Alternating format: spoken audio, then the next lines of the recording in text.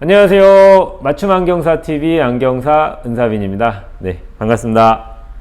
네, 오늘은 사시에 대해서 좀 얘기를 해보도록 하겠습니다. 일단 사시는 좀 알아야 되겠죠. 사시는 정면을 이렇게 주시를 하질 못하고 눈동자가 바깥으로, 안쪽으로, 위아래로 뭐 이런 식으로 벌어지는 게 사시라고 합니다. 그런데 우리가 알고 있는 사시는 한쪽은 정면을 보고 있는데 한쪽은 바깥으로, 한쪽은 위로, 이런 식으로 나타나는 게 우리가 알고 있는 사시인데, 이런 경우는 이제 병원에서 수술적 방법으로 접근을 하는 겁니다. 그리고 안경원에서는 그 부분은 다루진 않아요. 안경원에서 어떤 걸 다루냐면은 잠복사시, 잠복되어 있는 사시를 다룹니다. 예, 사위라고 표현하기도 하죠. 정면을 볼 때는 바로 보는데 눈을 감으면 바깥쪽으로, 혹은 정면을 볼 때는 바로 보는데 눈을 감으면 안쪽으로, 이런 식으로 몰리는 게 잠복사시 사위라고 표현을 해요. 그러면은 이런 경우에 이런 경우가 있다라고 치면은 이거 보통 다 처방을 하느냐? 그건 아닙니다. 불편한 정도를 보고서 우리가 이제 그 실제 처방을 할지 안 할지를 결정을 해요. 그런데 이제 만약에 이건 불편하다라고 우리가 판단이 들면은 거기 어떤 처방을 하냐면은 프리즘이라고 하는 거를 처방을 해줘요. 안경 렌즈에. 우리 프리즘 학교 다닐 때 배웠죠. 이게 빛 통과시켜가지고 빨주노초 하나 분광시키고 이런 거 배워보고, 그 다음에 빛이 어디로 꺾이는지, 빛은 기저, 두꺼운 방향으로 베이스로 꺾이고 상은 반대로 이동한다, 이런 거 우리 배웠었잖아요. 자, 그걸 이용해요. 상이 반대로 이동하는 거, 그 두꺼운 기저에 반대로 이동하는 거를 이용을 합니다. 오늘은 지금 얘기할 거는 그 사위 전체적인 얘기를 다 할 건 아니고 실제 사례 하나를 좀 들어보려고 해요. 학생 고객님이 이제 한번 오셨었어요. 이제 안과에서 처방 좀 받아가지고 이제 안경 고르고 안경 렌즈 설명드리고 이러는데, 우리 학생이 이제 어떻게 대화를 하고 있었냐면은 계속 이렇게 대화를 하고 있더라고요. 이제 부모님하고 같이 오셨는데 부모님하고도 대화도 이렇게 하고 있더라고요. 좀 이상하다 싶어서 제가 학생한테 물어봤죠. 혹시 학생이 고개를 바르게 하면은 글씨가 겹쳐져요? 라고 물어봤더니 네 라고 대답을 하시더라고요. 맞습니다. 수직 사시가 있는 경우에요, 고개를 이렇게 삐딱하게 하고 있는 경우는 이쪽 방향이었으니까 이 오른쪽 같은 경우 눈동자가 위로 올라간 거예요. 아래쪽은 밑으로. 그래서 이거를 눈동자가 이렇게 위아래로 분리가 되고, 바로 보면 이렇게 분리가 돼요. 그래서 이거를 이렇게 고개를 삐뚤어서 심하게 표현하면 이렇게 고개를 삐뚤어서 이 상의 위치를 하나로 정렬을 하게 되는 거예요. 자, 이런 경우 케이스가 눈동자를 있었어요. 우리가 안쪽으로 모으는 거는 우리 잘하죠.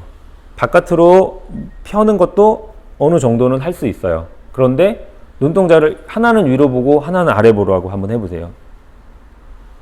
안 돼요. 그쵸? 그래서 눈동자가 이렇게 위아래로 벌어진 경우를 내가 내 의지를 가지고 이렇게 하나로 모으는 거 가능할까요? 가능하지 않습니다. 이건 불가능해요. 이럴 때는 아까 제가 처음에 언급해드렸던 프리즘 렌즈 있죠. 프리즘 렌즈, 빛은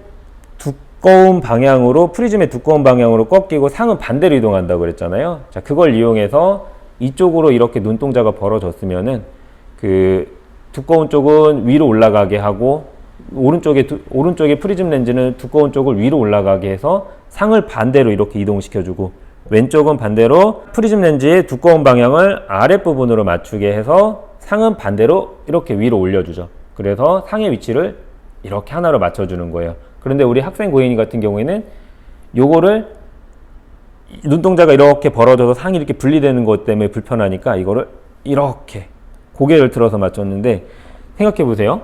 우리가 이렇게 하루 종일 뭔가를 볼 때 계속 이렇게 하고 있다고 생각을 해보세요.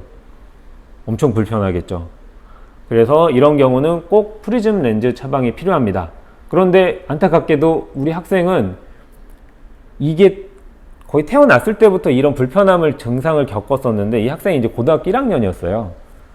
이 얘기를 초등학교 때부터 부모님께 했었었고 안과에서도 했었다고 합니다. 그런데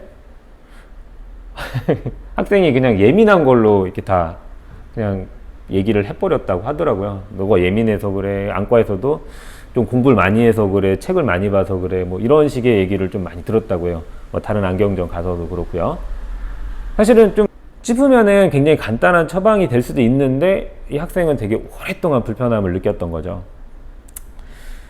자, 이런 케이스가 굉장히 좀 많아요. 그래서 뭐 심지어는 뇌 신경에 문제가 있을 거라 생각을 하고 MRI도 찍고 뭐 그런 케이스도 있었다고 합니다. 그건 다음번에 제가 또 설명으로 좀 드리도록 하겠습니다. 오늘은 이제 실제 사례를 가지고서 말씀을 좀 드려봤어요. 근데 우리 학생 같은 경우에는 그 정도가 굉장히 좀 심한 경우였었죠. 프리즘 양이 한쪽 해서 5프리즘을 넣어서 양쪽 총 10프리즘을 넣어서 상을 바로 맞춰줬는데, 그러질 않고 그 프리즘 양이 작게 들어가고, 그러니까 이 눈동자가 위아래로 벌어지는 정도가 조금 작은 경우가 있어요. 아주 작게 벌어지는 경우는 굳이 처방 안 해도 돼요. 그런데 이 학생처럼 심하게 벌어지진 않아서 고개를 약간 삐딱하게, 심하게 이렇게 삐딱하게 해서 봐야 될 정도는 아닌 경우가 있어요. 그런 경우는 진짜 발견도 좀 어려워요. 그래서 꼭 실제 사위 검사를 해야만 해요. 그때만 그거를 우리가 걸러내고 그 사위가 있는지 없는지를 확인할 수가 있어요. 그런데 그렇지 못하고 그냥 내 눈이 피곤하니까 뭐 이런 식의 좀 접근으로 불편함을 안고 가는 경우가 좀 허다하죠. 그래서 좀 안타까운 경우가 좀 많아요. 이런 거 제가 좀 할 때 분명히 있는데 처방 안 하고 가서 계속 불편하게 이렇게 생활하시는 경우가 좀 많아요. 그래서 제가 드리고 싶은 말씀은, 사위가 있는 경우에 제가 난시가 많아요? 아니면 난시가 있어서 그래요? 라고 이렇게 알고 있는 경우가 많아요. 실제 검사를 해보면은, 물론 난시가 문제가 돼서 이렇게 막 흐려 보이고 겹쳐 보이는 것처럼 느끼기도 했지만은, 난시 때문에 문제보다는 사시 때문에 그런 겹쳐 보이고 피곤한 경우가 사실 좀 더 많았었어요.